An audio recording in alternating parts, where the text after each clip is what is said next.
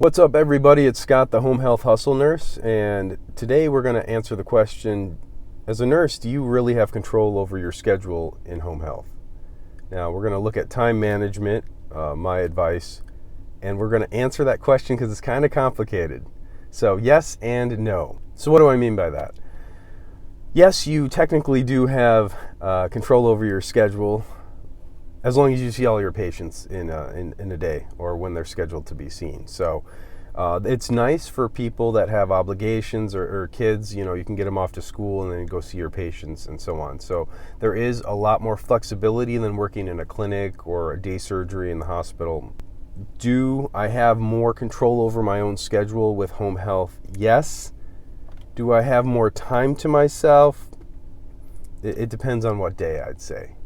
Now, to capitalize on this perk in home health, the self-scheduling, there's a few things that I do to help manage my time to provide the greatest efficiency and time for myself. My first piece of advice I had to learn probably over the course of 3 months when I first started in home health, it's that never schedule a patient unless you have an extenuating circumstance. Never schedule a patient before 10 a.m. because for whatever reason, when you schedule them, that's considered early, and a lot of people will flake on you. When I stopped seeing patients before 10 a.m., they stopped canceling last minute, probably something like 50%. So now, as a rule, to not have someone drop off in the beginning of my day, I just won't schedule, and then it won't affect the rest of those patients after them.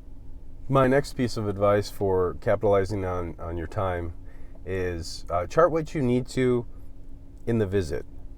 The hospital equivalent is bedside charting, and that's great if you can do it, but chart what you need to in the visit, and this will kind of help in two ways. The first is if you have a fall off or a cancellation last minute, what you can do is all of those visits that you have to chart on, maybe it's your progress note, maybe it's something else, but all those visits you have to chart on, you can do in the time slot that you would have seen that patient who canceled on you.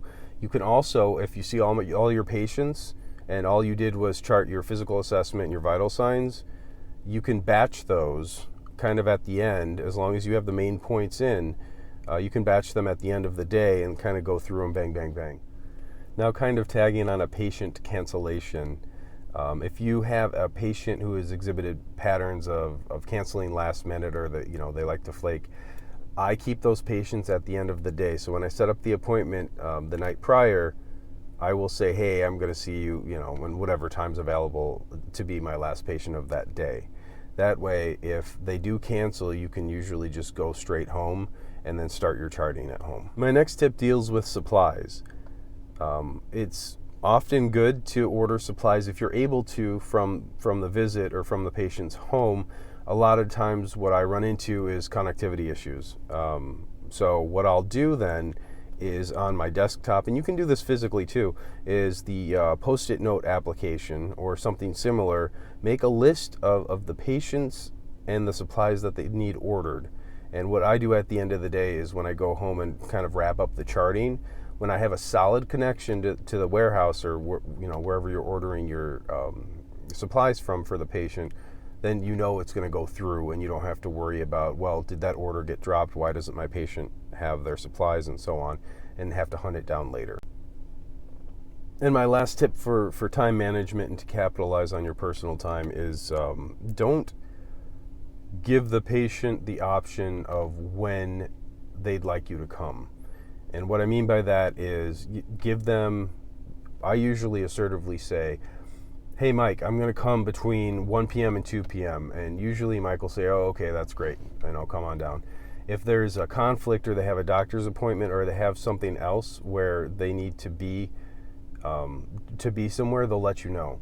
Now, if you have more of a sensitive patient and you're like, okay, they're kind of touchy with words, you can say, hey, I was planning to come between 1 and 2. Does that work for you?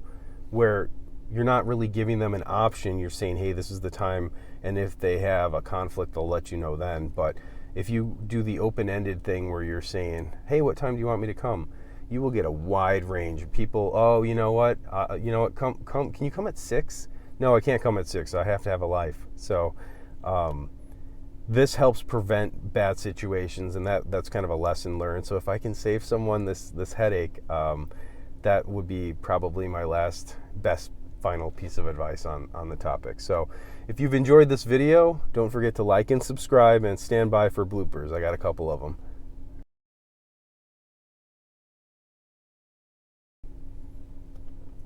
Now, kind of tagging on a patient.